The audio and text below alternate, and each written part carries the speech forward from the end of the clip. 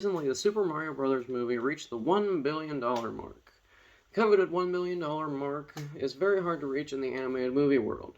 Today, I'm going to be reviewing this movie and see if it is the $1 billion movie everyone says it is. So, without further ado, let's continue.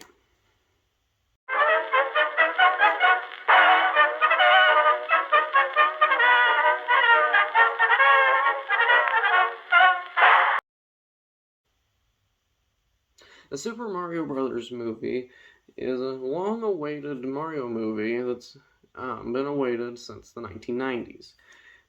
After the 1990s Mario movie, that actually wasn't very good and was live action and not animated.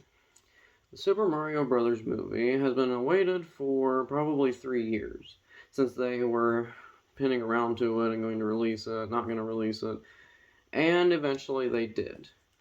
And it's been about a month that it's been released now, and it is still raking in some cash. So let's go right into this here. The Super Mario Bros. Movie has references to almost every Mario game in existence. It is amazing that they actually worked a Mario Kart reference into the movie, since it was not kart related. Before I watched the movie, I was wondering how they were going to do that, but they did it expertly just as Nintendo would. As you've been hearing me say all this, you're probably wondering what I actually would rate the movie. Well, in a 0 to 10 scale, I would probably rate the movie 10.5. Yes, I'm serious, that's not on the scale, and I know I'm being unrealistic, but the movie is worth every bit of that.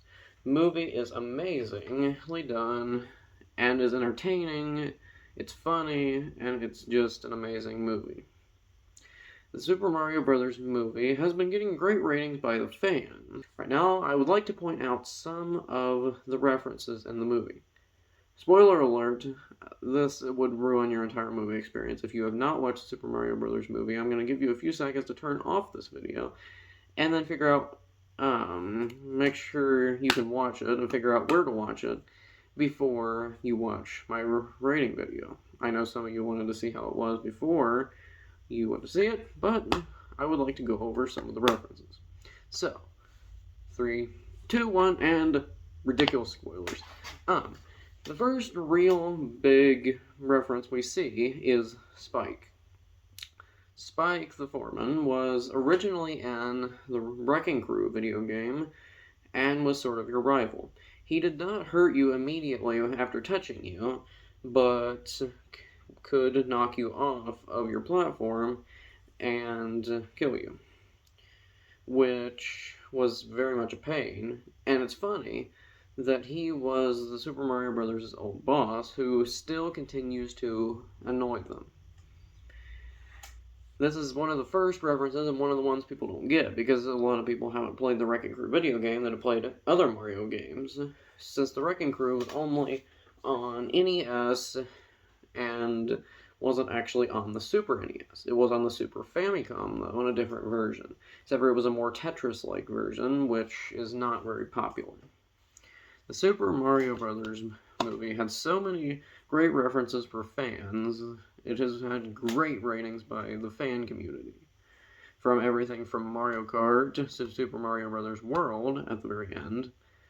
And that's a cliffhanger that I do not know the answer to, because none of the developers will say if there's going to be a sequel. There has to be a sequel with what's at the end, which I'm going to talk about right now, even though I haven't got to the part about the end yet. And it is that there is a Yoshi egg at the very end of the credits sitting on a hill. This is definitely going to be... The next movie is definitely going to have a lot of references to Super Mario World movie, because Yoshi was introduced in that movie. Okay, sort of. Yoshi was introduced in a puzzle game beforehand, and was actually playable in Super Mario Bros.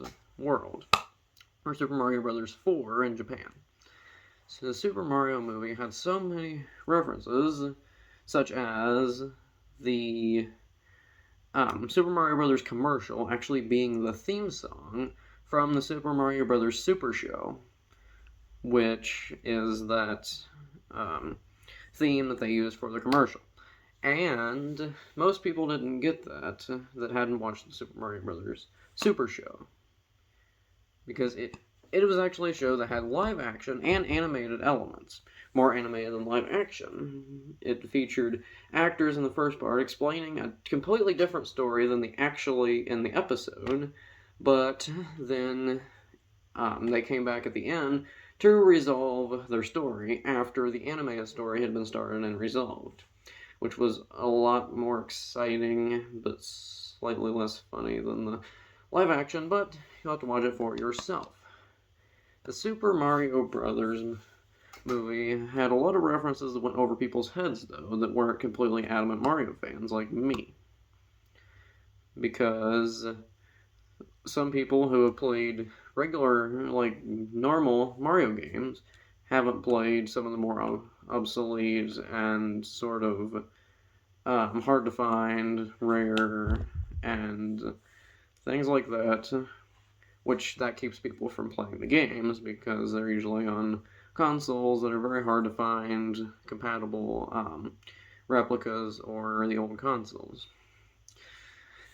The Super Mario Brothers movie also had some references to Mario Kart, which I have mentioned before, but I am going to elaborate on. When they go to Donkey Kong's country, okay, Donkey Kong Country was a video game, and it's also technically Cranky Kong, Donkey Kong's dad's country.